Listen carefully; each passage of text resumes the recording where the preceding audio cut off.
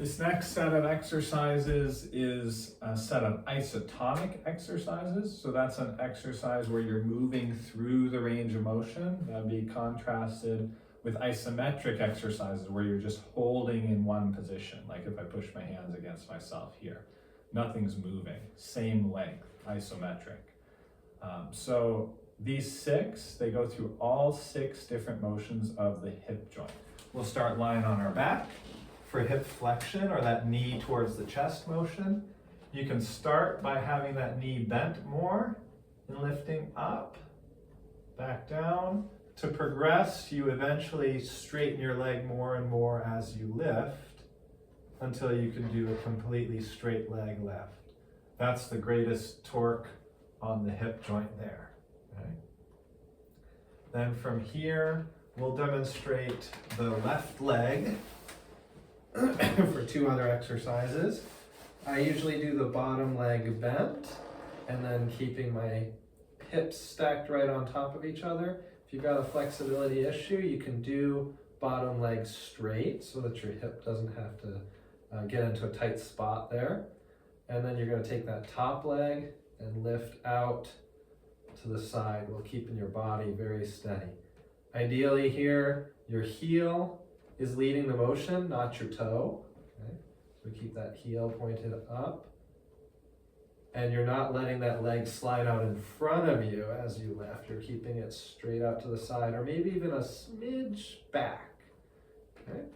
Then we can do the clamshell. I usually start this with knees bent, but you can also do the bottom leg straight if that bottom leg is having a flexibility issue. So I'll demonstrate both here.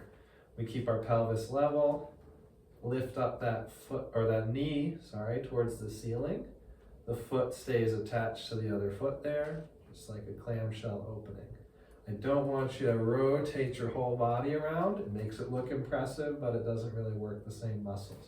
Trying to keep the core stable during this exercise. Straight leg variation, you just have the one leg over top of the other, and you do the same thing there. Okay? So that's external rotation clamshell. We'll switch to demonstrating the right leg here. So I can have that left leg stacked up so my foot's on the table and my right leg is out straight, and then I lift up that leg. That's hip adduction. And then, excuse me, you can do hip internal rotation. So I usually do it in that clamshell position as well, and bring the foot up towards the ceiling while keeping the knees together. You can also keep that bottom leg straight if you need to. Stack the knees right on top of each other so your foot's going out behind you, kind of hard to see on the video. And then you rotate so that that foot goes up towards the ceiling.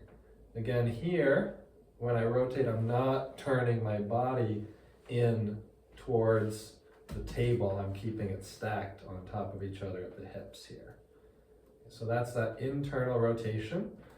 And then the last one here, where you can lie down on the belly. Your goal is to keep the pelvis on the table and just lift the leg. So that left leg here I'll demonstrate. I'm just going to lift the leg, keeping it pretty straight. I don't need a knee bend here. And coming back down. What I don't want to see is basically this, like if I twist my body and you can see my hips lifting up, not just the leg. Okay. Those are the 6 major motions of the hip in those isotonic exercises.